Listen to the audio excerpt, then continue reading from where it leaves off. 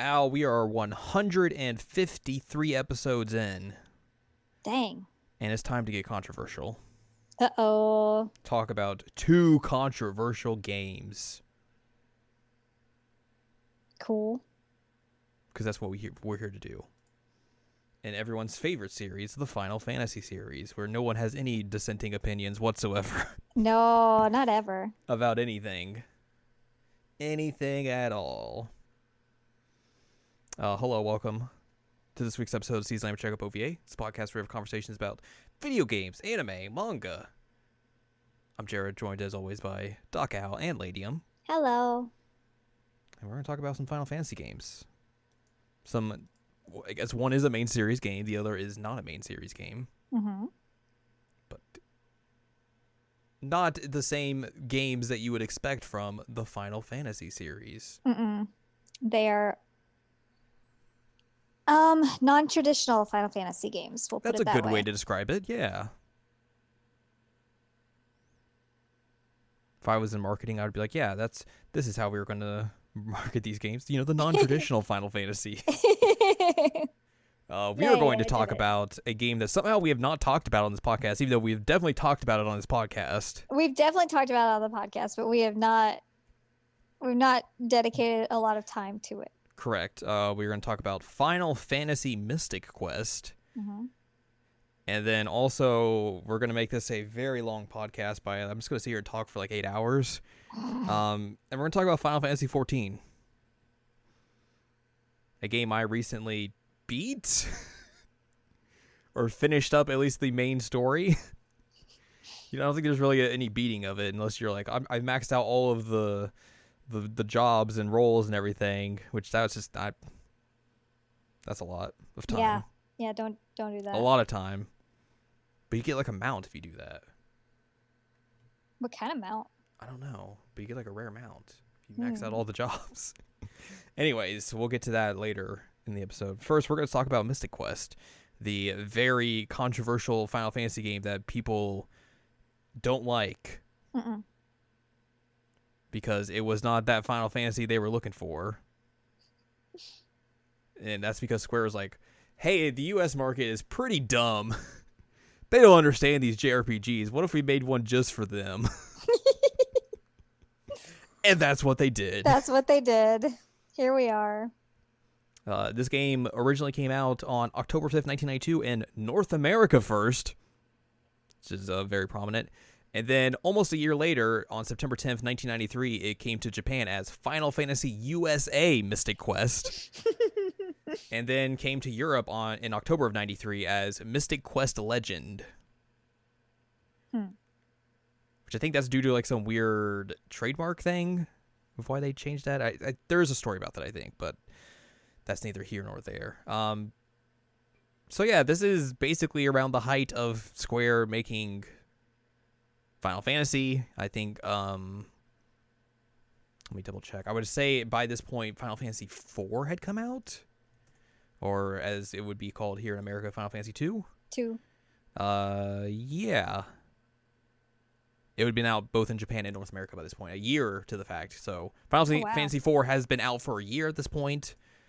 And of course, this is a series that's doing gangbusters in Japan. But when it comes to North America, it's not doing so hot because this is a genre that North American players aren't really accustomed to or used to. This is also, by the time this comes out, 2 months later, Square's going to put out Final Fantasy V in Japan.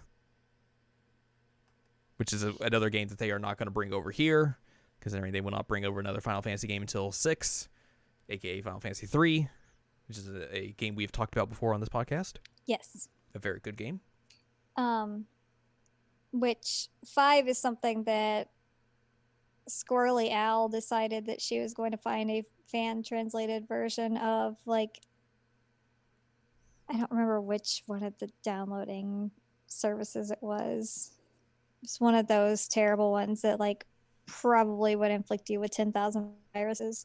That's how those work. Yeah, but I definitely got a fan translation of Final Fantasy V because I really wanted to play it. Mm-hmm. And that was when I realized that his name was Butts.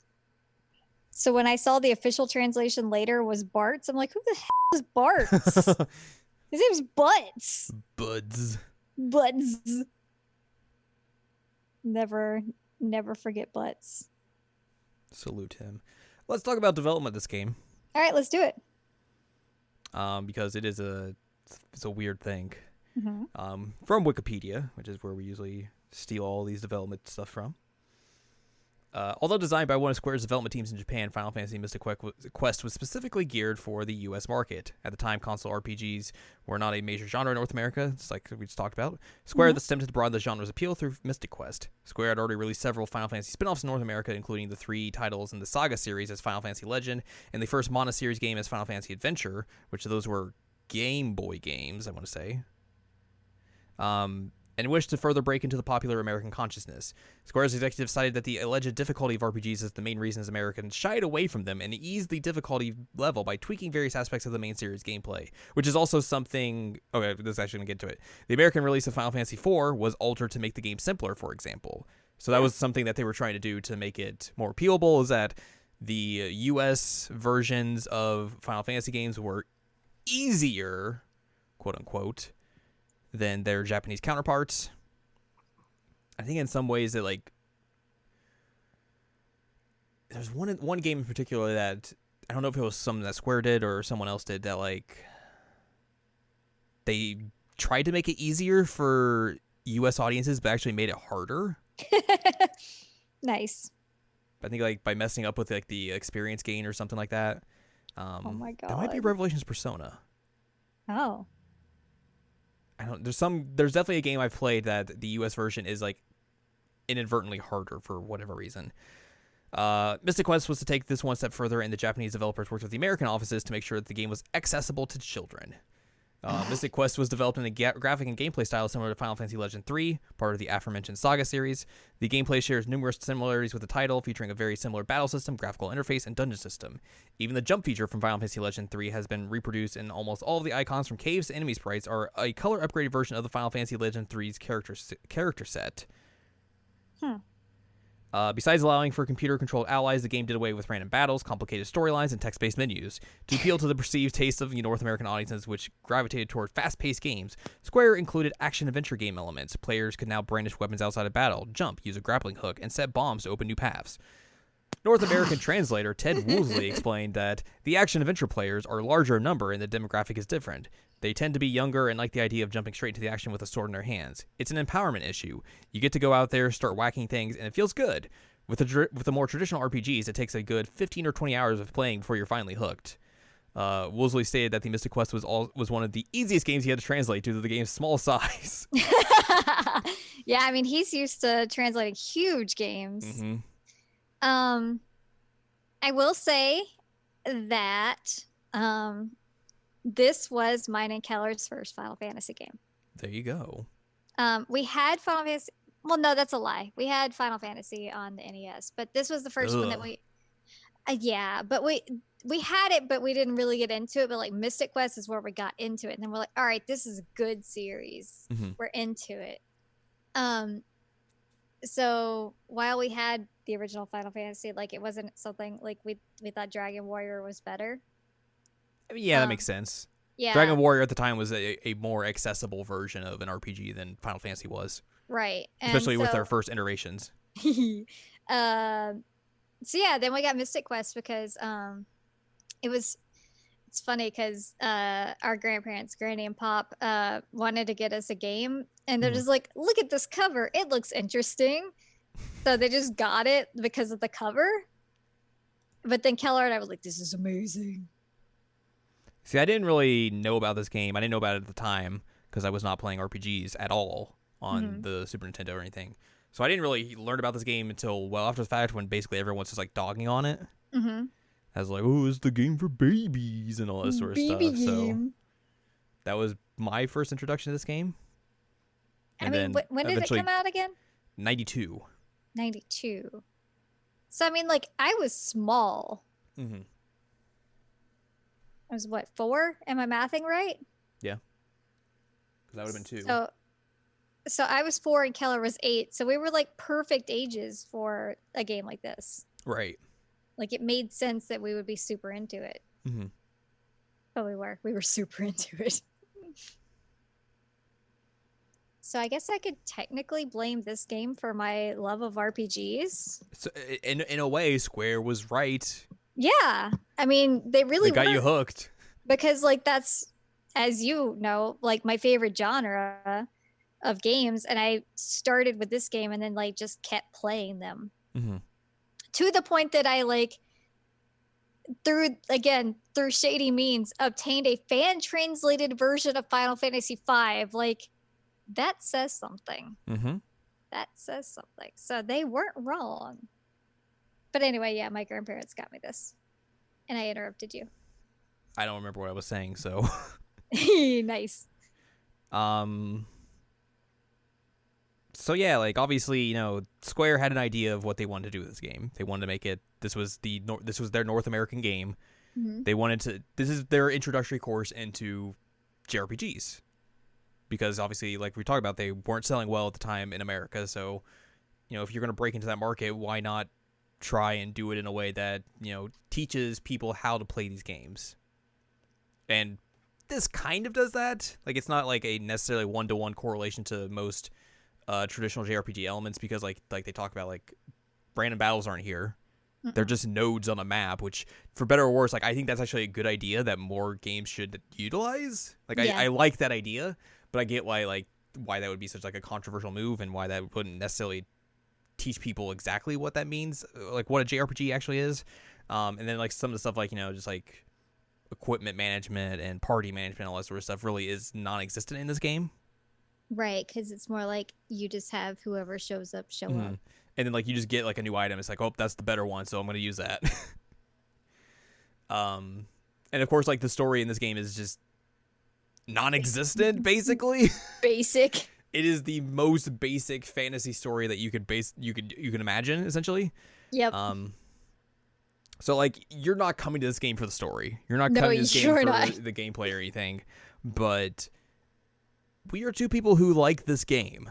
Yeah, and actually, like, we were just having a conversation before this that I was like, oh man, I have to remind myself what the story was, and then I'm like, wait, no, we don't, because there is not really a story.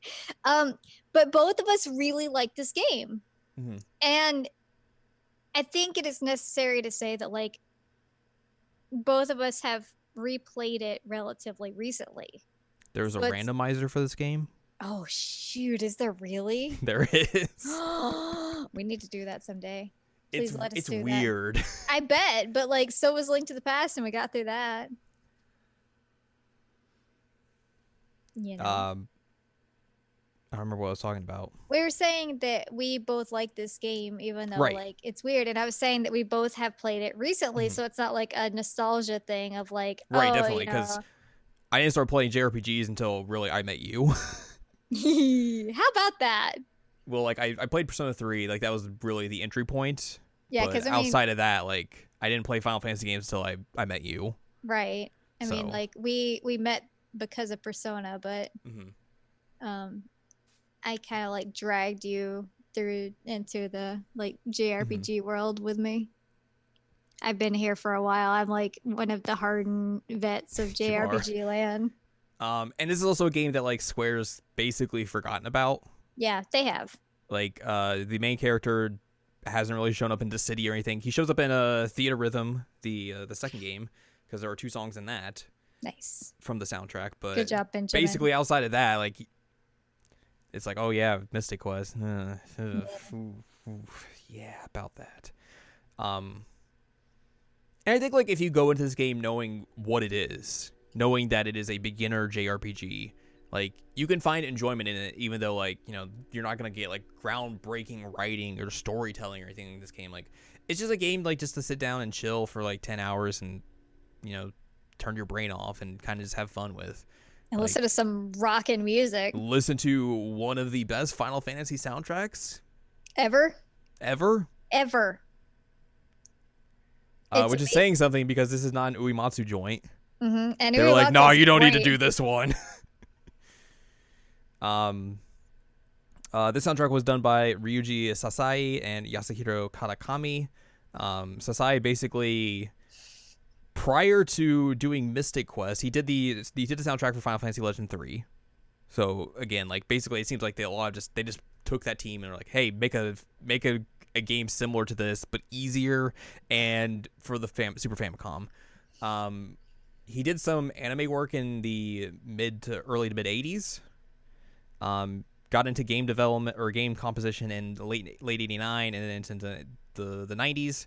He worked on Zack and Zack 2, which were PC 88 games.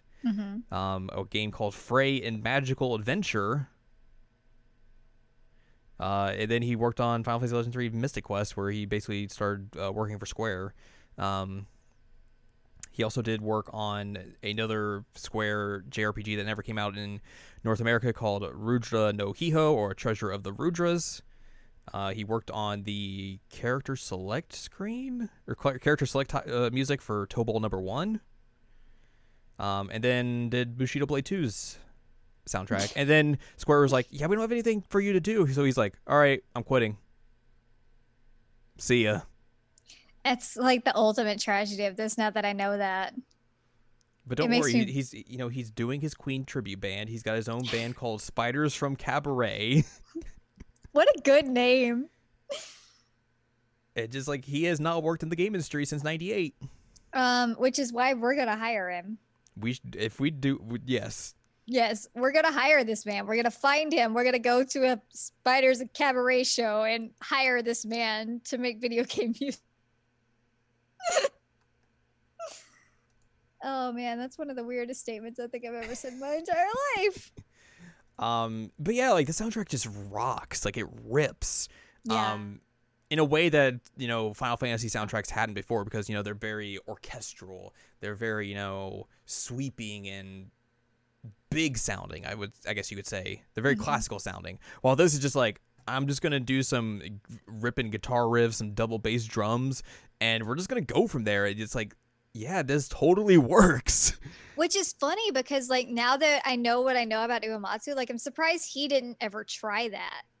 Because he has a freaking metal band. Like, he's a big fan of that. So I'm like, why did he not ever try it? But maybe he just didn't think that it fit. But this dude just like, Evan, this is what I do. Let's go. Which I think, like, you can easily see that, like, this would fit. Yeah. Like, it's surprising that there wasn't another Final Fantasy game, or, like, a more traditional one that just didn't try and go for this. Like, maybe one of the, or, like, even just, like, try it in a spin-off game. I don't know.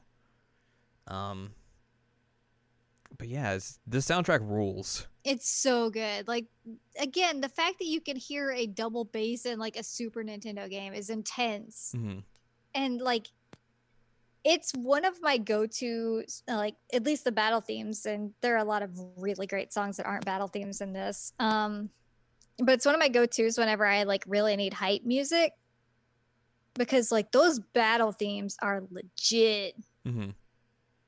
Like, if you ever need to feel like you can conquer the friggin' world, put on these songs. Put on Battle 1 or Battle 2. Or Battle 3. The very quizzically named game or songs in this game. What good names. They're very good. Very descriptive. But yeah, like, this game as a whole, like, you're not gonna find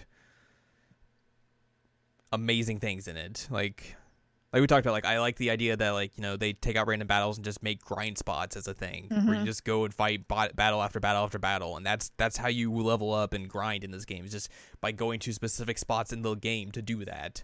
Like, that's an interesting idea that other games, like, didn't do or haven't really done since then. The soundtrack rules. You can beat the final boss by just healing it, which is hilarious. Is really goofy. And I think that it's interesting that, again, in terms of, like, how the RPG system works here, that, like, you're constantly switching between, like, the same, like, 4-second characters, like, depending on what's happening. But, like, you don't get a full party ever. No. It's just you and whoever decided to join you at that point. Like, that's interesting. You get interesting sprite work where they show damage by basically changing the sprite, which is cool. Which is really cool. Yeah, very cool. I remember, like, the bone dragon when I was fighting as a kid, and, like, once you see the, like, bone dragon damage model, I was just like, whoa. Whoa. Like, imagine that when you're like a 4-year-old and there's this bone dragon and you're fighting him, and then like you see a battle damage sprite of him. Like, that's mind blowing. How cool is that? Mm-hmm. That's not something you're getting in other Final Fantasy games per se. No, it's not. Like, it's Except not maybe for like something. big bosses, but not for just like regular enemies. Mm-mm. And this is like every enemy is getting that. Mm-hmm. Um, one of the things that I think is funny about this game, and I mentioned it to you before we actually started recording, is that like a lot of the characters just like join on you without even really having a conversation with you at all. Mm-hmm. Like Kaylee, you know, you're in the forest and you go and talk to her, and the forest is dying or whatever. She's like, "All right, I have an axe, let's go." And I'm like, "Wait, what?" And it's like, "Kaylee, join you." I'm like, "Who are you? Why did you join me?" But I thought she was awesome when I was a kid because she was like a little redhead girl and she had an axe. And I'm like, that's really cool. I want to be a little redheaded girl with an axe. I did not become a little redheaded girl with an axe, just to clarify. That did not happen. Would have been cool, but that is not what I did with my life. Unfortunately. I always thought that Phoebe had a shower cap on. I don't know why. Like, her sprite looks like that, and so I just consistently thought that Phoebe had a shower cap on. Tristram has a sweet theme. And I don't actually remember Ruben at all. He's a sandwich. He is a sandwich. He's just Benjamin's sandwich friend. God, this game. It's really a cool experiment. Yeah, I think that's like a good way to put it. It's just like very different.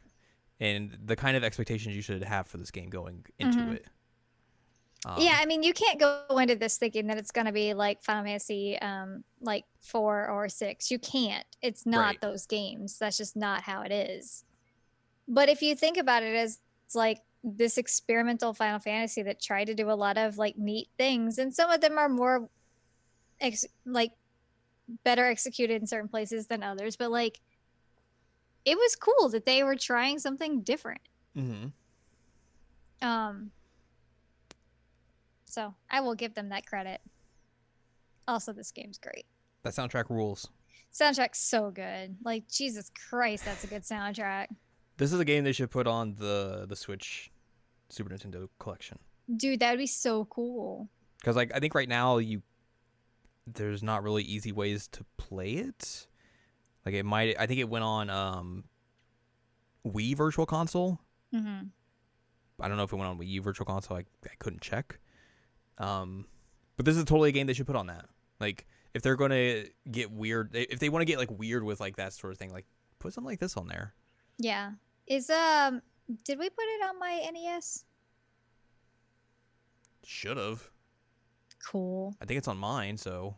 Well, I remember that when I played it recently, I played it on my computer, but it's probably on my NES. I would assume so. I would assume that if it's on yours, it's on mine. Yeah. Rad. So there you go. Also, like I said, there's a randomizer. That's interesting. I wonder how that would work. I think it just like it randomizes like enemies and items and that sort of thing. So like it's a weird game to randomize because like it's pretty straightforward as is. It's a very, very linear game. Because I remember I tried it out and I was just like, this is bizarre. All right. Huh. Also, I should pull out my copy of Theater Rhythm Curtain Call and check out those 2 songs on that. You should. See if they did anything to them. But yeah, Mystic Quest is a fun game. A flawed game. It's an flawed. Experimental game. And I mean, like, the fact that Square Enix was trying something, or not even Square Enix, it's Squaresoft at this point. The fact that they were doing really cool stuff that was like not necessarily successful, but also just fun. Also, they need to hire this guy back if they're ever going to make another good Final Fantasy. Let's just put that out there. Someone should just hire this dude.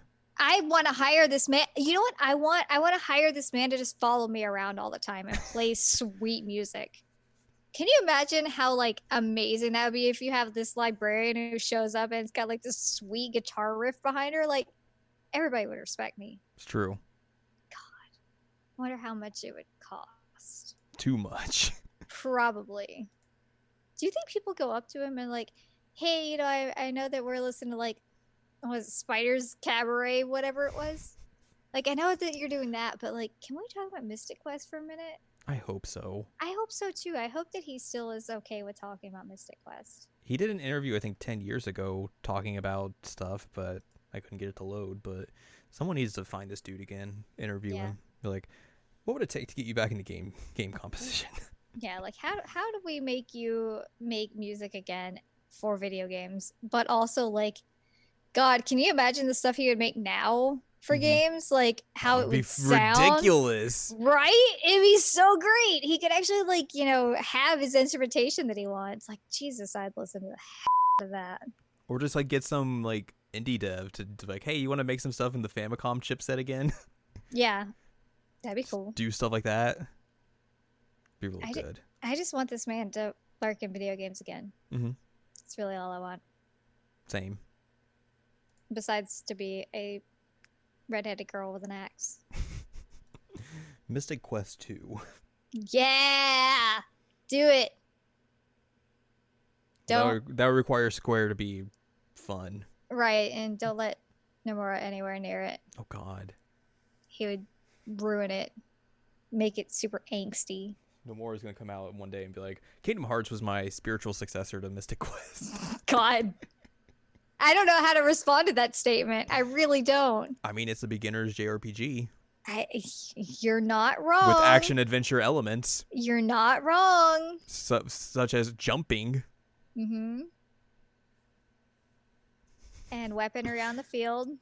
Why would I say something so bold, so controversial?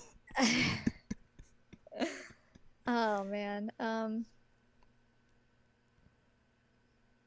I'd rather play Mystic Quest again than Kingdom Hearts 1 again. I mean, I'm not surprised by that. No, I'm not either, but I'm just saying. That is my statement of the day. Deal with it. All right, you want to talk about the other experiment? Oh boy, where do we begin? Actually, there is a place where we begin, and it is the year 2010. When things were bad. The original release of Final Fantasy XIV. Now, let's talk about Final Fantasy XIV, a massively multiplayer online role-playing game from your friends at Square Enix, the spiritual successor to Final Fantasy XI. I played that. I did not play that. I played it. The second MMO that Square has done in the Final Fantasy series. A game that came out so badly that they had to shut it down and reboot it. Yeah, that part's fascinating.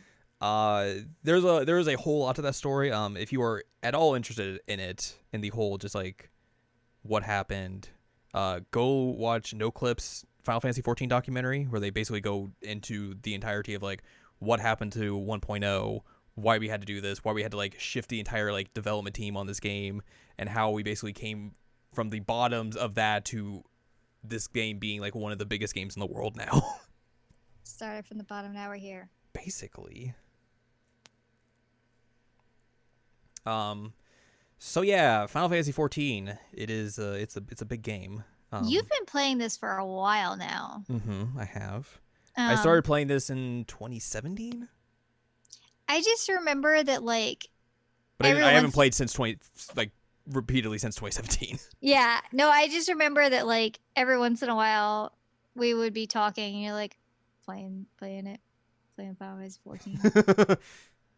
I started playing in 2017 because I think that was when Stormwind came out. Is that the expansion title? Stormblood. I clearly know what I'm talking about. Wow. Wow. So that came out and people were pretty like, you know, there was hype around that game, and they put out like free trials and everything to like, you know, you play up to a certain level and you don't have to pay anything and do all that sort of stuff. So I tried it out and everything, and I was like, this is pretty all right. And all that stuff's basically like, the 2.0 stuff, so it's nothing too ridiculous or anything like that, where they get to like later in expansions and everything. But so I played it a little bit in 2017, didn't get all the way through 2.0, which is The Realm Reborn. And then this year when Shadowbringers came out, like everyone lost their mind. Mm-hmm. There were people on the internet saying, yo, Shadowbringers is the best content Final Fantasy has ever done across the entire series. And that wasn't just like one person, that was a lot of people saying this. Mm-hmm. And so like I was like, maybe I should play Final Fantasy 14 again. So I started playing Final Fantasy 14 again. Yeah, you did. I finished up Realm Reborn, I finished up Heaven's Ward, finished up Stormblood, and just recently finished up Shadowbringers. For a grand total of gameplay time of like maybe like I think almost 19 days now.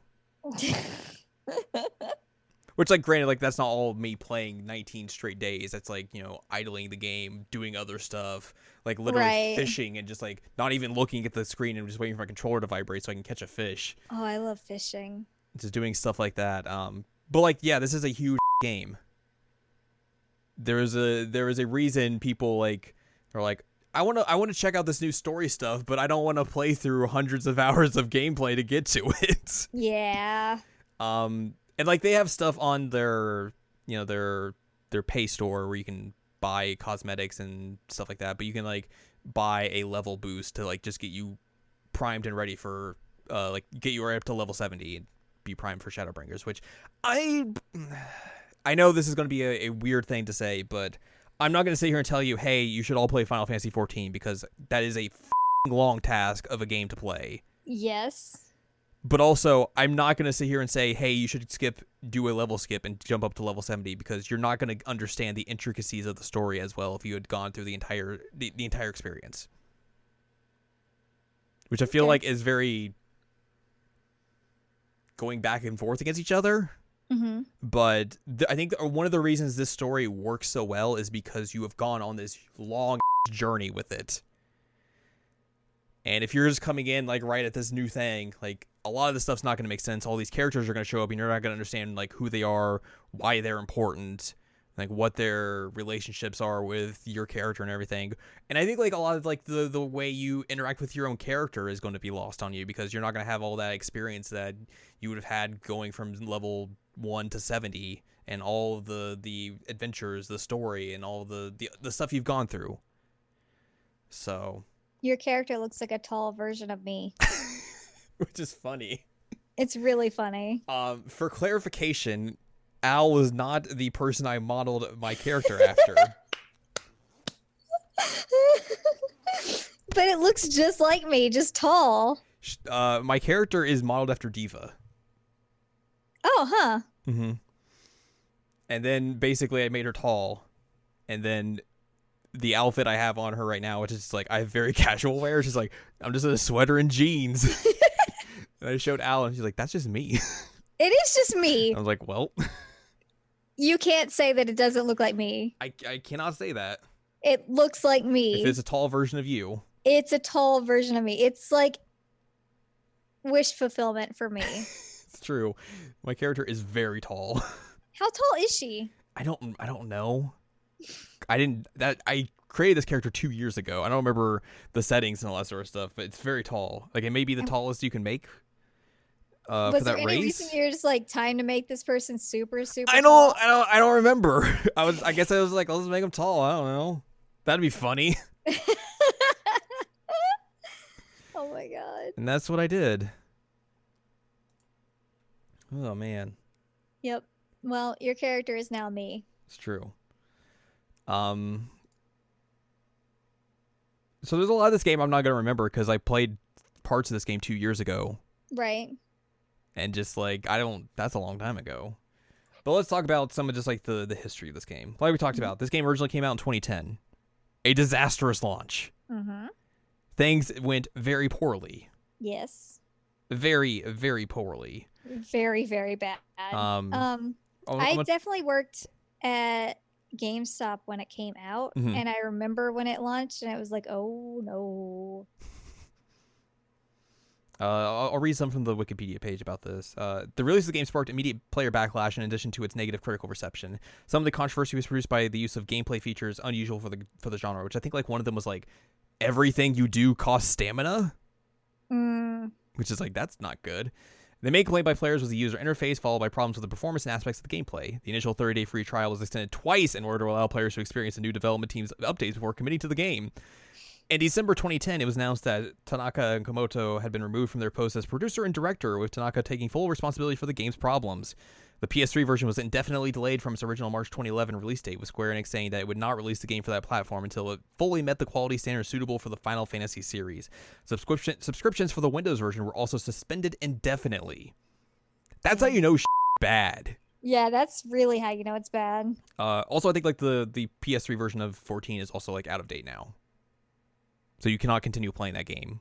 Wow. On that platform, because I think like some of like the later expansions, they just like, yeah, we literally can't do this if we're building for both platforms, for both PS4 and PS3.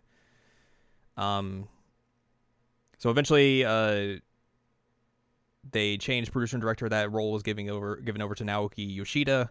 He is a member of Square Enix who previously worked on Dragon Quest. He is the guy who is in charge of Final Fantasy 14 now, and basically has continued to run it since then. And basically his job was just like, let's try and fix this. Let's try and figure this out. Also, something that was kind of out of their hands happened during 2011 was one of the big 2011 earthquake and tsunamis that racked Japan, and also like took down Square Enix for like a week.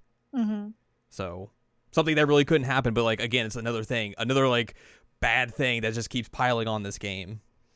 And then basically, by the end of 2012, they were like, yeah, we cannot fix this game. And then they're like, okay, we're going to put this game out, or put the final updates out. We're going to do this interesting little story to finish off the game. And basically, they did an event where, like, on the final day, they literally just destroyed the world. And allowed players to, like, just be there for that. Oh my god. That's intense. Servers closed down on November 11th, 2012. And then on August 27th, 2013, Final Fantasy XIV: A Realm Reborn comes out. Which basically overhauls the entire game. They changed game engines. They made improvements to servers and all that sort of stuff. They redid the story, redid gameplay, redid the user interface. This is basically an entirely new game compared to 1.0. Yes. And all that hard work, for them paid off, because people came to this and were like, hey, this is a noticeable improvement over the original game. You have clearly put in a lot of work to this. We'll be here for this. We will stick around for this now. And this is the way the game has been since, 2013. So a lot of the game is broken up into, like, the story is broken up level-wise, essentially. So 1 through 50 is the Realm Reborn content, which is just the base game and all that sort of stuff. Following that, you have, like, every expansion, everything, and the base game story. Like, there is the base story, and then after that, you'll have, like, post-patch story updates. So, like, 2.0 is the base story, and then you'll have like 2.2, 2.4, 2.6, 2.8. That those all lead you up into the next expansion, and they all have like new storylines and all that sort of stuff to appease you until the next expansion comes out. So like they're all really like spaced out when you're playing this as it is. But when you're kind of just going through it, it's just like, here's more story, here's more story, here's more story, here's more story. All right, new expansion. So yeah. A lot of the story of A Realm Reborn I don't remember, because like I said, I played a lot of it in 2017. But essentially the story of Final Fantasy 14 is like, you're a folk, you're a person. You're a folk. You're a dude or a lady, and you get to choose like what kind of class you want to be. There's obviously DPS, tank, healing, those types of things, but then they're all split up into subcategories. So like, you could be like, I am a dragoon. Yes. Which I began as a lancer, and then I eventually go to a dragoon afterwards, because you can start off on one class and then basically subclass out essentially. There's magic folks like white mages, black mages, those sorts of things. Summoners, which aren't summoners in the common Final Fantasy sense. You're not summoning huge things or anything like that. It's just a different class. What other just like basic DPS classes are there? There's a punchy dude. It's a punchy class. You punch things. Like a fighter? Yeah, essentially. Or a monk? I think it's more fighter, but okay. I've not gone down that route before, so I don't know. You got like a gladiator, which is like a tank class. You have like a sword and shield, that sort of thing. An archer, which eventually I think levels into a bard. That's how you can play like music in the game, which is a very weird thing. Yeah, you've sent some really cool videos of people playing music though. Mm-hmm. Like you can party up together and like do performances, and people do that just like in big towns and stuff. It's wild. I remember like I was walking through one of the towns and someone was just playing Zelda music. Man. Which is a thing Square Enix kind of frowns upon. Like they're like, hey, maybe don't do this. But then they're not really enacting on it because like, how are they going to stop it? Yeah. And then each expansion basically adds in new classes as well. Like Heaven's Ward added in like a shooty class, like a pew pew class, and a few others. Stormblood added in, or maybe it was, I think Stormblood added in like a dancer class, which is a class I've done, which is fun. Like you just like dance around and do all these cool little moves, and it's like you're more of a range DPS instead of just like being up and at them and poking them. So it's like cool stuff like that. And then also there's like crafting and gathering classes as well, which are, non-combat. So like you can go fishing, go mine some rocks, go be a doo-doo family man. Be a family man, be a culinarian, be an alchemist, be a crafter, or not crafter, a wood crafter. That thing. A carpenter? Yes, that. I knew it was a C word. I was like, I cannot think of what this word is. Oh my god, that's hilarious. But yeah, there's all that sort of stuff that's in the game as well. And all those have like each role has like its own jobs, like quest line and all that sort of stuff where you meet different characters and everything. So like everything has like just so much story attached to it. So yeah, the base story is fairly basic. You are on this world called Hydaelyn. You are in like this area of the world called Erosia, and like there's a bunch of like little cities that are populated in this section of the world. You basically choose one of them as like, depending on what job you are, you will like that's where you will start your journey and everything, and then eventually you'll make your way to all the other parts of the world and all that sort of stuff. And essentially, this is a story about the people of Eorzea trying to fight off the Empire. A very standard story that you've heard through Final Fantasy and other forms of media throughout all of time. Spoilers: the Empire, they are the Garlean Empire. They're kind of fascist. Who could have guessed? Who would have guessed that one? Who would have guessed? There's never fascist governments in anything ever. No.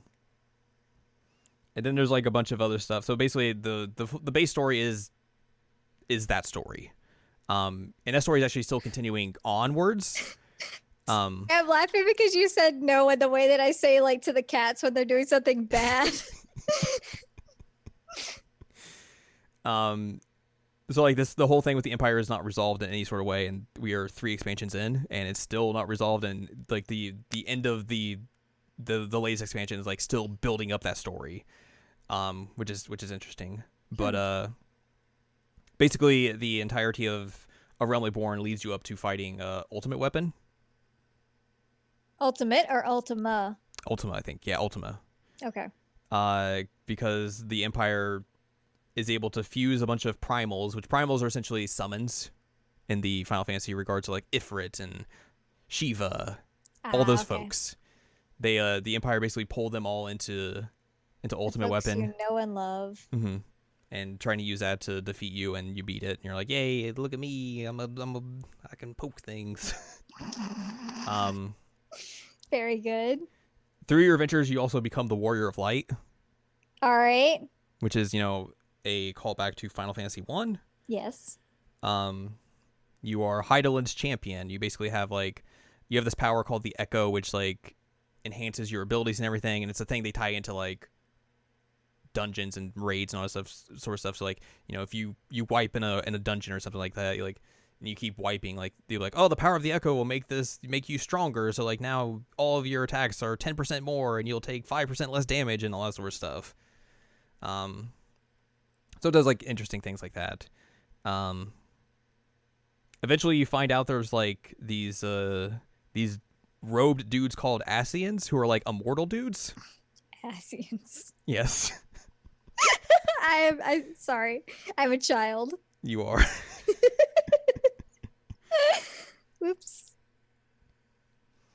And they are immortal, except you have definitely killed a few of them. Well, then they're not immortal. But they're basically like just folks who have like lived for ages upon ages, and they want to take over Heidelin and basically reform all of the worlds back together. There's a bunch of worlds in this because they all split off. That's something that like you really learn about later on in the game.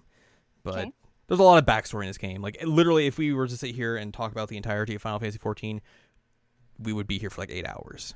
Let's not do that because let's not do that. I'll eventually gotta sleep. You will, and I'll be like, I'm just sitting here talking to myself.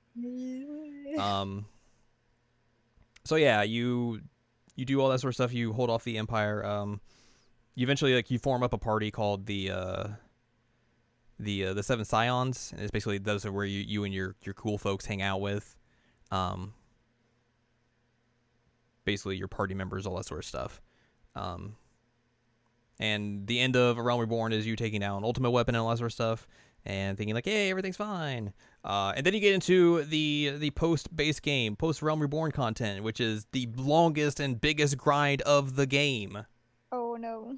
Because you have to do hundreds of quests, and lots of them are bad.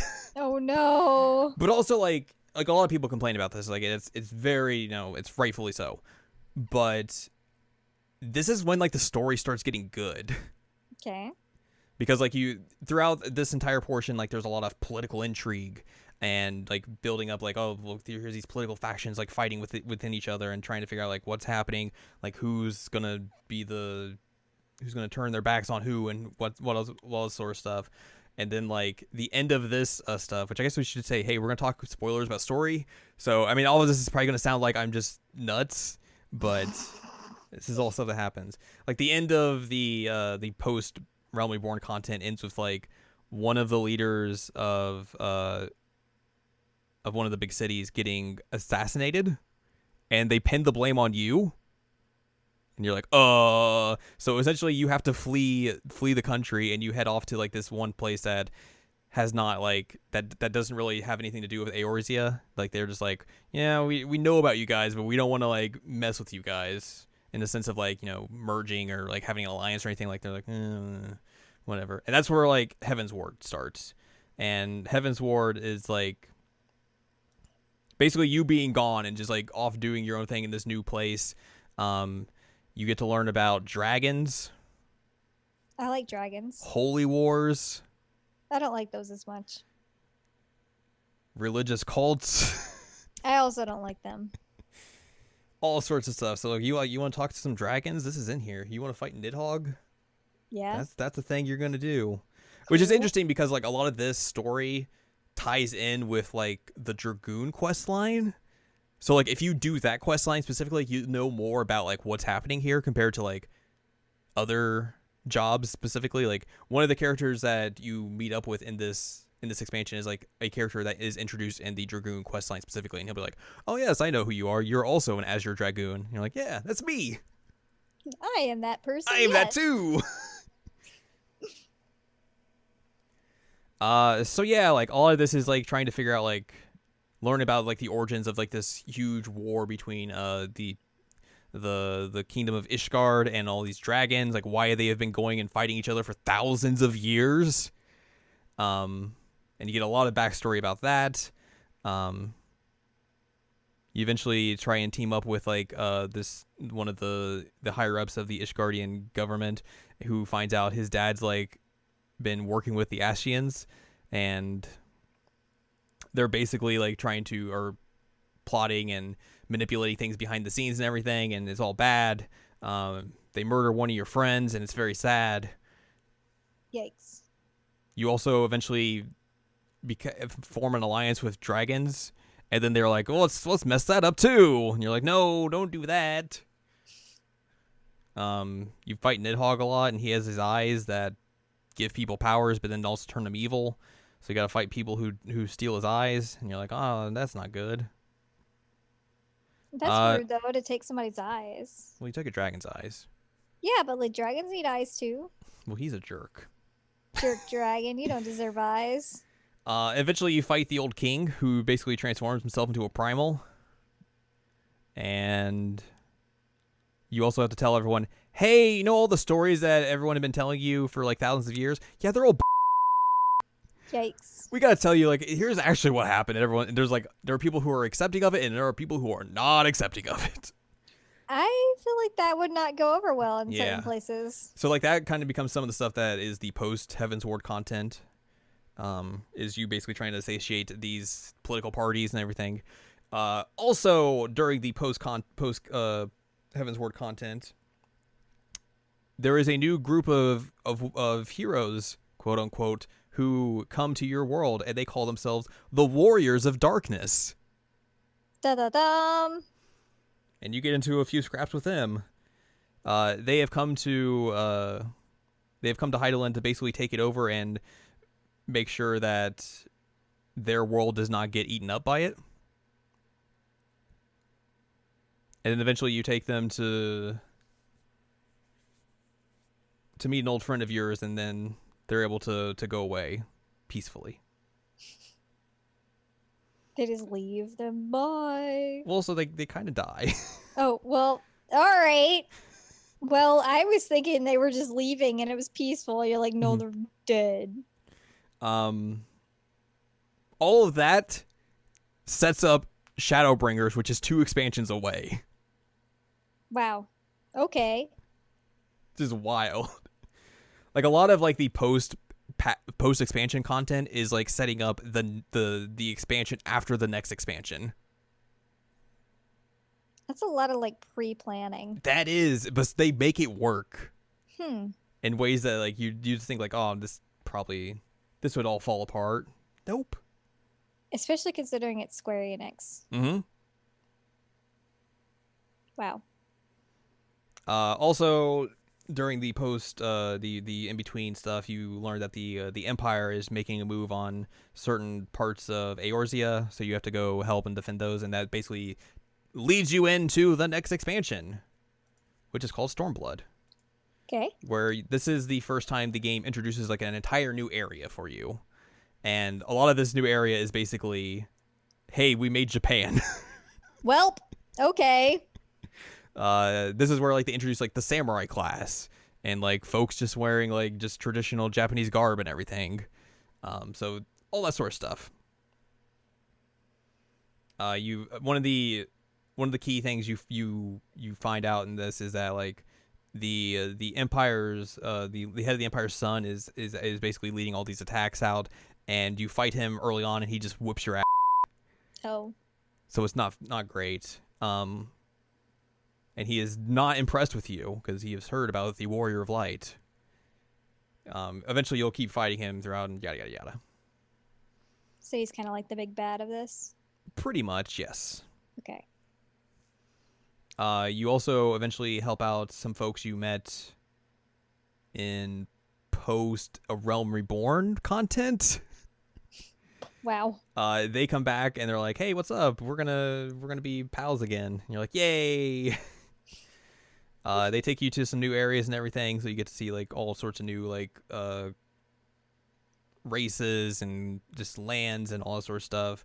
All sorts of new drama, political intrigue, everything. They take you down to the Paradise City. They do.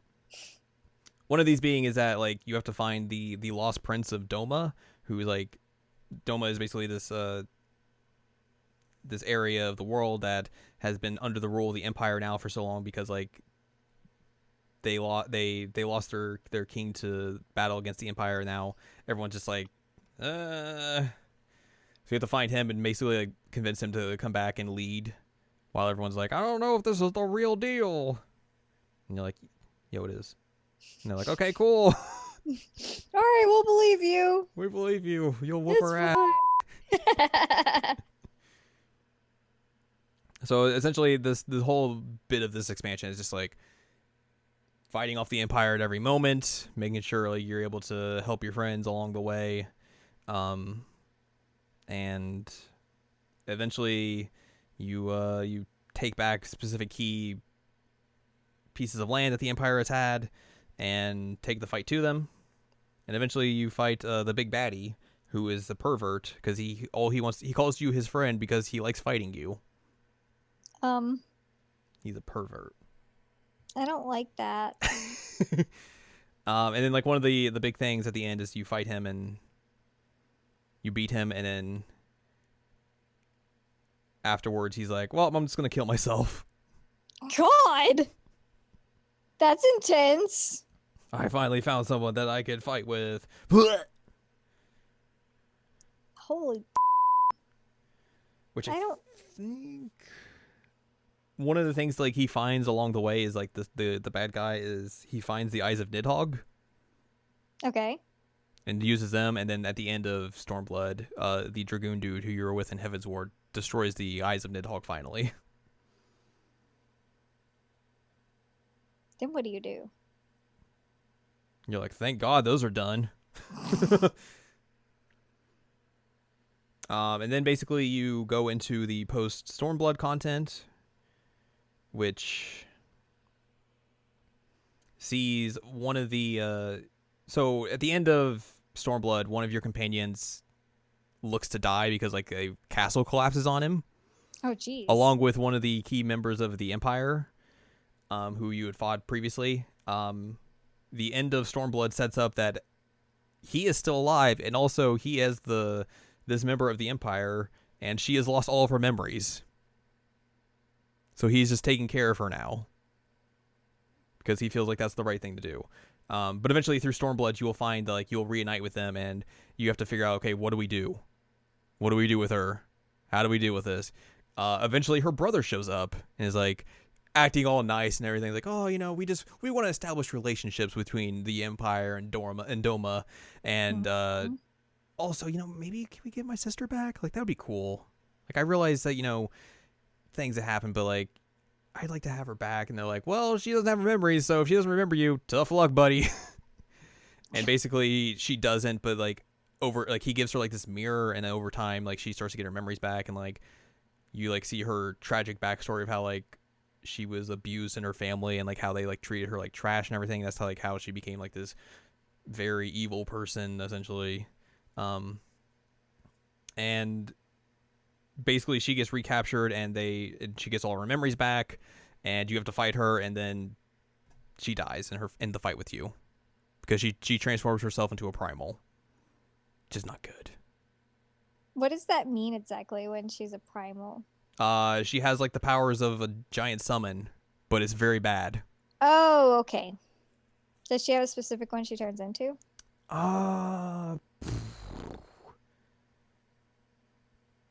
Yes, but I don't remember. I'm trying to see in this wiki page if it says or not, but I don't think it does. It's fine. I was just curious. But usually, like, all the big primals have like a tie into Final Fantasy at some way. Okay. So all that happens, and then basically that causes chaos within the Empire again. And also you start seeing you try and find, okay, hey, where did we find the one dude, the pervert man? Where is his corpse? And then hey, his corpse is gone. Oh no. You learn eventually afterwards. Shut up, alarm. You don't learn that. But that is also Final Fantasy, though. It is. An Ascian has his body. Ascian. And he is using it. Uh-oh. Also, there is this random guard that keeps roaming around that seems specifically like the pervert man. Oh, no. So things are bad. Eventually, you lead up to this big battle between you and the Empire, and like you have like a sit down with the Emperor, and try and like hash things out before going to fight each other, and you're just everything just like doesn't work. All the while during this time, your comrades are collapsing, and basically their souls are getting ripped out of them. That's by a problem. An unknown source. That's a problem. Oh no. Also, a dude shows up who calls himself the Shadow Hunter, who specifically targets Asians. He has like all these like their masks on his body. He is a former dude from the Empire who you fought in Realm Reborn, which is like, whoa, that's a long payoff there. So he's like, so one of your teammates teams up with him to try and figure out exactly what's going on with the Empire, going behind enemy lines and all that sort of stuff. You learn that the Empire has a mysterious backer behind it, and it is like the grandfather of the Emperor who founded the Empire, who is still alive and is now an Asian. What? Final Fantasy 14 is weird. Yeah.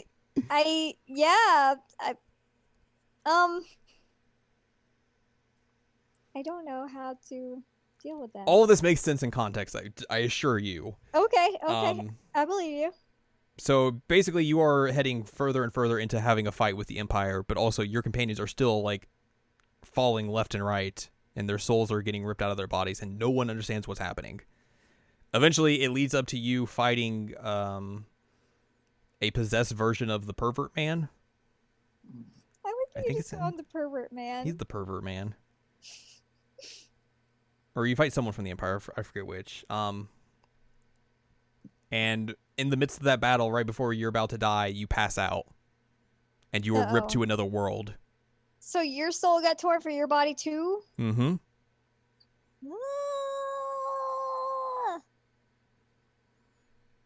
So that happens. That's the lead up to Shadowbringers. Okay. So wild stuff's going down. Yeah. But then you wake back up in your own world. You learn that the fight had been a stalemate because one of your friends came in, like, rescued you, got you out of there while you were just like passed the heck out. You learn Pervert Man has fully possessed a soldier man and has his body now. He's on the look for his own body. And then Shadowbringers begins, which is you basically getting ripped back out and finding yourself in another world again. So you're Tidus. Yeah, kind of. You find yourself in a world that has been overtaken by the light, which is kind of problematic because you're the warrior of light. Yeah. So this is a world where, like we talked about earlier, the worlds of Final Fantasy 14 have, like, they're split up. Mm-hmm. So you are now on a world called the First, which is like the first world that has been very much corrupted by the light and everything. This is where the Warriors of Darkness are from. Okay. And that becomes adamant when the main Warrior of Darkness dude starts showing up and hanging out with you as a spirit. So you get obtain a spirit friend. Yeah, you basically learn a lot about, like, what him and his group did and, like, how they tried to fight off the light and everything, and try and save the world, but they were unable to. So now the entire world is engulfed in light. So, like, darkness never shows up. It is always daytime constantly, and there are these beings called Sin Eaters, which are just like white, all pure white clad, and like they look kind of like statues essentially. And they go around just like murdering folks and just like eating them because they are just like they have been corrupted by the light. Eventually, you're brought to. God. I had to. You did. You're welcome. Eventually, you find yourself in a place called the Crystal Tower. You meet this dude who is like in charge of it and everything, and he's like, "Yeah, I'm the one who brought you here. I kind of want to save this place. I need help." And he's like, "Oh yeah, I also brought your friends here. They've been here for a while." Just hanging. So eventually, you basically go around and find all your friends who are like because they were not brought in the same way you were, like they were kind of like haphazardly brought over. They have been there for years. So like a lot of them have changed at this point. So you find some of them, they like their entire like appearance has changed, or like one of your when you come across one of your pals, like they don't even recognize you at first. Wow. Like you're with your other friends, are like, hey, this is the Warrior of Light, and she's like, no, it's not. You're a liar. I'm like, yeah, it is. Oh no.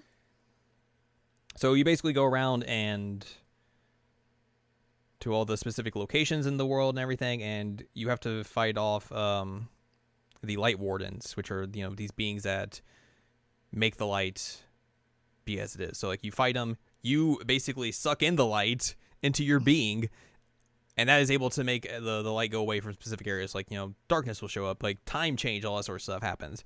You start to get a reputation from this, and you start hearing rumors about, oh, the Warrior of Darkness has returned. So basically, you and your pals become the new Warriors of Darkness. I did not expect that. Yeah. And basically, you keep going around and doing this. There's a very class system in this game, or in this section, where there is an area where like all the free folk can live, and they're very, you know, pompous and rich and everything. And then down below is the slums. And if you are gifted in a specific area, you know, maybe a rich person will be a patron to you and allow you to live with them if you do the specific arts and stuff like that. It's like one of the things you're able to do to sneak into the city at first is you and one of your friends like disguise yourselves as like artists. And he's like, I'm the artist, and my friend here is, you know, my inspiration for my art, so I have to bring her with me. Basically, yeah. Interesting. And you find this dude who runs this place. He is not a good dude. He also is able to use light wardens and like hang out with them without being affected or anything. So like that's automatically a big warning. But eventually you go through like different places, and you stop the light wardens. That makes this dude very mad. So he sends off like some of his army dudes to like try and stop you. So you're just like sucking in all this light, and then your pals are like talking like kind of behind your back and everything, and eventually you like overhear one of them like, yeah, she keeps taking in all the light and everything. This is not good. Her body, her soul is changing, her body's changing. This is not going to end well. This is going to be very bad if she keeps doing this. And you're like, uh-oh, that's not good. But you got to keep doing it because you want to save this world and not let it be corrupted by light this entire time. Eventually, you have to fight the big evil dude who turns himself into a light warden, to a sin eater. Because also he'd also been like giving the poor people like this specific food, like, oh, we're coming to give you this food, and like it's these two characters who are very much kind of like the red and blue jesters in Final Fantasy IX. Oh, okay, yeah. They're not named the same, which is a kind of a bummer. Like this would have been a prime opportunity for that, Zorn because and like Thorn. Yeah, like they have definitely done this sort of thing and elsewhere in this game. Like, you know, like there is a Jessie character who looks exactly like Jessie from Final Fantasy VII. Huh. So a missed opportunity there. But also, you have a tiny Riku. I do. Yay. You find out that the food that they have been given these poor people is remnants of sin eaters, and is basically corrupting them with light. Huh. That seems bad. That seems very bad. Huh. Along the story and everything, the Grandpa Emperor has been hanging out with you and just being like, you know, I came to this world to see what was happening and to see how you guys would do. I hope you meet my expectations and everything. Which, like, obviously he has been built up as a villain. Mm-hmm. But they do a really good job with the writing of like making you sympathetic for this character, even though you're like, this is going to end very badly for me. I should not be feeling like this. But like you get like a lot of his backstory, like you get a backstory of like the Astians and like how they came to be and like what happened to their original world. Why are they trying to do all this sort of stuff to reclaim the worlds for their own and everything? And they do a very good job of just making this character just be very sympathetic and multi-dimensional in a way that some villains in this game aren't. Which it's very, it's something you obviously need because, like, he's kind of pops up throughout the entirety of this expansion and everything. So you kind of have to get to know him and make him or see him as like this kind of multifaceted character and everything. But it's very good. And also he turns on you at the end. What a shocker. Wow. Who's surprised by that? What a jerk. So you beat the evil dude who had turned himself, and you suck in his light, and then bad things are happening. Basically, by gathering all of the light that you have gathered too much light, and now the way that the light is happening within your body, like what's happening to your body from the light, you are now turning into a Sin Eater. Uh-oh. So like you're like coughing up like white blood and everything, like all this light's like pouring out of you, and basically the light comes back to the entire world. The dude who found you originally and brought all of your friends there shows up and tries to like take the light for himself, and essentially he's like, "Oh, I'm doing this because I want to go to different worlds and everything." You eventually find out he's like, "Yeah, I'm gonna take the light for myself, commit suicide, make sure she's okay, and then we'll be all good. We'll save the world." Wow, that's intense. Yeah. Yikes. And basically he doesn't tell this to anyone except for like one of your comrades who does not tell you until it's too late. It's too late. While he is doing that, he gets shot in the back by Grandpa Emperor Man. Oh, who's no. like, "Well, I thought you would be able to contain the light and everything, but you're just turning just like all the others. You have disappointed me. Well, sucks to be you. I'm going to take this guy that I just shot now. I'm going to go off to this other new world or new place that you were going to, explore and everything. Eventually, if you want to come to me and change into a Sin Eater in peace and everything, just come find me. I'll make the arrangements for you." So all that happens, you pass out, and then you wake back up, and your ghost warrior of darkness friend's like, "Well, that sucked." But gives you like a good pep talk and everything. Like there's a lot of like this part of the game is very good because it's a lot of you just like kind of roaming around, like thinking like, "I f***ed up. I'm going to die here. Like this is the end for me. Like this is it. Like I can't fix this problem." And like you get like all these different allies that know you and everything, like show up and they're like, "You could totally beat this. Like you have done all this that you have done throughout the entirety of this game. Like get your confidence back. You will be able to find a way to figure this out, to break free of this, and you'll just go and whoop this dude's." And you're like, "Okay, I'll go do that." And like basically the entirety of like group of people that live in this place called the Crystarium, which is where like the Crystal Tower and everything is, they come to you and are like, "How can we help you? Because we know you guys are the Warriors of Darkness. We want to help you figure out exactly what's happening." Which they don't tell everyone that like, "Hey, you're the reason the light has come back and everything," because that would probably be bad. But they also just know everyone's like, "Hey, these people have done good for us. We need to help them in any sort of way that we can." Okay. So eventually, you find your way to go meet Grandpa Emperor Man, and where he is held himself up is like a recreation of his old world from like thousands of years ago. And it's like right before like everything went down and like caused the worlds to split up and everything. So like you're running into all these like ghosts of people that the Ascians like knew and everything. It's a very interesting like all like place and everything.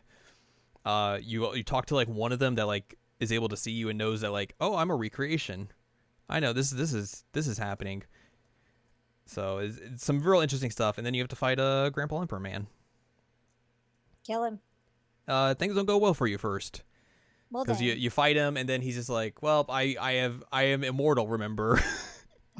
"I can just fend all you guys off." Blah, blah, blah. And then also like so in the meantime between the last fight and this fight, they have found a way to kind of contain the light in you for a bit of time. Mm-hmm. And they're like, "This is very much a temporary fix. Like this is a band-aid. Like we do not know when this is going to break. Now it's broken. And the light is like breaking out of you. You are turning into a Sin Eater and everything." And you have to figure out exactly, how am I going to stop this? How am I going to be able to save my friends and everything? Essentially, you basically kind of combine souls with the ghost of the Warrior of Darkness. Oh. You come together and like it nullifies the effects of the light, and like you just like rise back up, and the Grandpa Emperor dude's like, excuse me? This is not supposed to be happening. And you're like, I'm gonna go kick your ass, my dude. My dude. But he transforms himself into a primal. He Okay. transforms himself into Hades. Hades. And you gotta go fight him, which there's actually a really cool scene prior to this, is like, because the dude who brought you over here originally comes back, even though he's like real busted up. He like calls forth for more people to show up, and it's like 7 more spots around you, which like raids for like primals and everything are 8 people. So essentially it's like, I'm gonna call forth other players for you to help you and fight this dude. Which is a real interesting like in-universe thing for them to do for that, but like it totally works, and it's like you are very much hyped for this fight. And then you do the fight and you win, and you're able to defeat Grandpa Emperor Man and take him out for good. Nice. And basically after that, you have contained the light. The darkness has reformed in this world and everything. You have saved the world and everything. Cool. Saved all your friends. And everything is hunky-dory. And then you get to do the post-expansion stuff, which just came out, which is just 5.1. So there's like a new bit of story. They added in a new dungeon and all that sort of stuff. So a little bit more stuff. But yeah, that's a whole bunch of story that probably out of context makes 0 sense. But if you play this game for like 19 days, it makes a lot of sense. Yeah, I bet. This latest expansion is really good. Like, it is very, like, the writing in it is incredible. The storytelling is very, very good. In ways that, like, the previous expansions, you know, were good, but, like, this is just a step above. And, like, I finished it, and I made mention to you, I was like, this is the best Final Fantasy game. Yeah, you said that. This is the best Final Fantasy game. And, like, you know, like, I say that because, like, look at the entire, like, run I have had with this game. Like, I've had so many different experiences with this game, adventures with this game, and, like, it's hard not to say that. And I would say, like, hey, my protagonist is the best protagonist in Final Fantasy, but, like, that's just because I've had this connection with this character for 19 days of my life. And because she looks like your best pal. It's true. That's also it. I can dress my character up as Yuna. Why are you drooling on me? Because Loki's like, I'm done. There's a lot. So yeah, this game rules. And like I said earlier, well, he's the drool one. He's the drooly one. Like I said earlier, like I don't expect people to come into this and like be like, oh man, I'm gonna start Final Fantasy 14 now. I mean, you can play up to level 20 for free if you want to get into that. But you know, it's such a, like, this game is so long and it's such an ask for like just time commitment and everything that there's no way I could do it. Yeah, and I completely understand that. But if this is something that appeals to you, like, this is one of the best Final Fantasy games out there, bar none. And they just do a lot of cool shit with this game. Like, they do weird crossovers. Like, there was a point in time where you could get the car from Final Fantasy 15 as a mount. Gross. And you can fit 4 other people in it. There is a Monster Hunter crossover in this game where you fight a boss from Monster Hunter and you get the Palico Cat from Monster Hunter as a minion. Cool. And then just now they added in the Nier Automata raid, which they got like Yoko Taro to like write and create that entire raid, which we have made mention on this podcast. Like, neither of us had played that game and don't really have like interest in it, but like, it's very surprising how well they fit the aesthetic of that game into Final Fantasy 14 in a way that like it doesn't make sense that it should work in this way. Like, because like in that entire raid you're fighting like an actual tank, and like there's no tanks in Final Fantasy 14, but like you're just like, okay, sure, I'll fight this thing. You fight like the first boss of Nier Automata in that thing, and you're like, okay, this whole thing works, sure. And also the music in that raid rules. That's what you said. Yeah, you sent me the one link and it was really good. They do like for the final fight of the first part of this raid, because I think there's supposed to be like 3 parts because that's how big 24-man raids work. they remix one of the songs from Nier Automata and put in the prelude of Final Fantasy and just mashed them together. It's real good. Man. And then like the post Stormbringer or Shadowbringers 8-man raids that they're doing for Eden, it just has like, here's a bunch of Final Fantasy VIII music. Like, here's the overworld theme. Here is the battle theme from Final Fantasy VIII. Wait, did you say it's Eden? Mm-hmm. Interesting. You like go on this Eden, as in like the garden. Yeah, I guess that would be the case. You go on this like this structure called Eden Minor. That's where you do your fights and stuff. You know that Eden is like the ultimate summon in Final Fantasy VIII, right? I bet that's what we're gonna fight at the end. Oh shoot! Well, good luck with that, buddy. Yep. That oof. Eden is the ultimate summon of Final Fantasy VIII. That's definitely what we're gonna fight at the end. She's one of the hardest to get, and hits like a truck when you use her.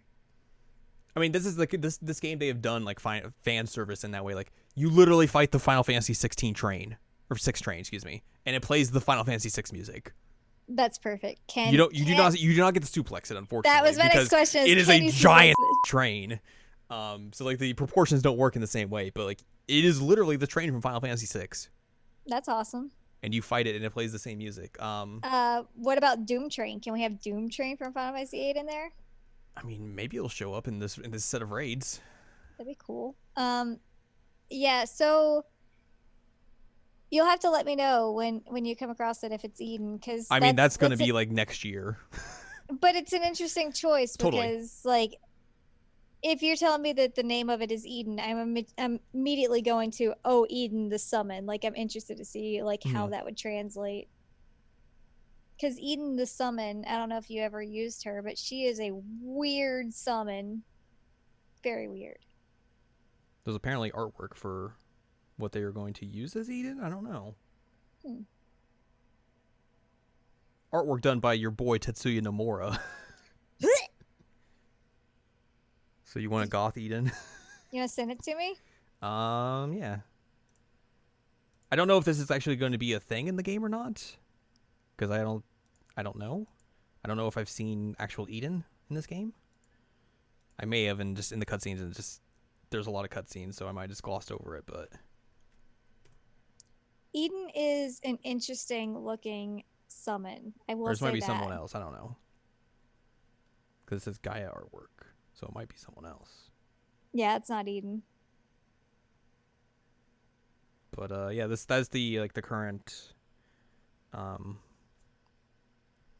current raid segment for this expansion. Like, they had previously done like Alexander. They'd done like Ooh, Alexander, neat. it was like a big mech thing. It was really cool. You like mechs? I do. They did Omega for the Stormblood expansion. So you had to fight through a bunch of that. You got a little chocobo friend to help you along the way. So yeah, like this game, obviously it's a Final Fantasy game. They're going to implement Final Fantasy, Easter eggs and fan service throughout the entirety of this, but they do it really well. Like, it's obviously a thing you could like just do haphazardly, but they do a lot of it just very, very well. Like, there's like music from all those games in this thing. Like, some of them are remixed and everything, so it's a lot of the 8 remixes are super good. It's a very good game. I'm glad you like it. You have to spend a lot of time to get to, but it is if you put the time in and effort and everything, like, it's a game that's going to reward you. So obviously this was a very brief look at 14, but it's fun. It's really good. It's not something I look at and be like, oh man, I wasted 19 days of my life playing this game. Like, no, I had a blast for like most of this, so it was a very enjoyable journey through the last 6 months? Not 6 months. 4 months that I've been playing this pretty constantly. Oh, one of the other like big fan service things is that you get You get the mech from Final Fantasy VI, the mount. Yeah, the Magitech. The Magitech armor, and it plays Terra's theme. Neat. Which is very good. Neat. So yeah. Cool. It's really good. Experimental Final Fantasies. They can be good. Sometimes they can be bad, but sometimes, yeah. These two are good. 15. I mean, I will definitely say Final Fantasy XIV is the good side of Japanese Square Enix. They are the side of Square Enix that's like putting out constantly good work. Yeah, I mean, compared to some of the other sides of Square Enix. Oof. After having put so many hours into 15 and like regretting every single one of them, like I'm glad that you. Let me tell you about Final Fantasy 14. I wish they would put the car out again. I would get the car as a mount. I would drive around in the Final Fantasy 15 car. Well, so I don't have to have you sit here for another like 6.5 hours. I think we're gonna wrap this episode up. Yeah, let's wrap it up. So if you'd like more from us, go to seasonallycheckup.com or sac.cool, where you can find past episodes of this podcast and other podcasts like the Season Let Me Checkup and Jared Now Watch. You can also find columns and reviews on the site as well. If you'd like more from Anladium, go to anladium.com. She's got columns and reviews. You can follow us on Twitter, twitter.com/animecheckup. That's where we do Twitter. And you can support us on Patreon, patreon.com/SACOVA. So you can get cool things like kitties. Next week, we'll do something. We'll figure it out. We got 2 weeks of uncertainty until December, where December is already planned out. Everything's planned out. It's crazy. We're on the ball for some of this. Yeah, for some of it, we're really, really planned out, and like the two of us are trying to figure out like our lists and all that jazz. Like, there's a lot of stuff happening in the next, month after the next 2 weeks. Got a month and a half left of this year. Oh my God! Please don't say that. We got a month and a half left of this year. What did I literally just say? I said, don't say that. We got. Oh my God! I have almost been at my job for a year. They're like, wow, you're very good at your job. I mean, I like to think so, but I would say that. Yay! I mean, I did pass my review. Yay! So I mean, that's pretty much them saying, hey, you're pretty good at your job. Yay! So we'll figure something out for next week. Something. I don't know. Yeah, we'll figure it out. I'll just talk more about Final Fantasy 14 next week. We'll just play you the entirety of the Mystic West soundtrack. Basically. Awesome.